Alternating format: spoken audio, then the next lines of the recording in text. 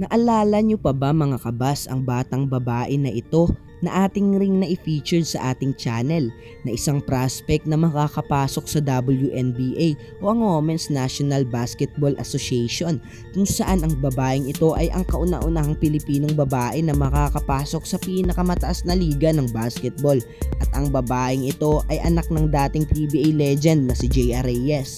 Siya si Stephanie Reyes, kung saan binansagang Caitlin Clark ng Pinas, dahil kung makikita naman natin ang galawan ng babaeng ito na si Stephanie ay talaga namang mamaw kung maglaro sa loob ng court.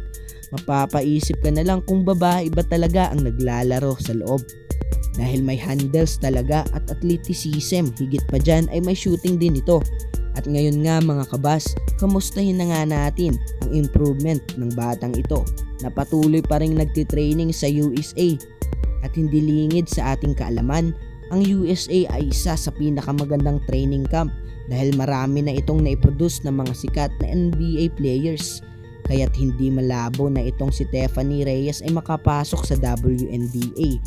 Magaling at may shooting, mabilis at may court vision pagdating sa laro, at mas lalo pang naging desidido sa kanyang karir na maging isang sikat na babaeng basketball player na babae.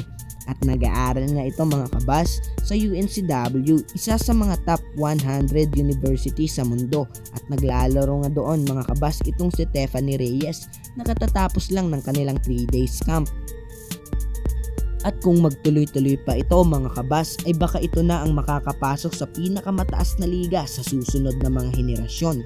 At yan nga mga kabas ang WNBA, at isa sa mga karangalan at inaasam-asam nating mga Pilipino ang may kababayan tayo na makapasok sa pinakamataas na liga sa mundo.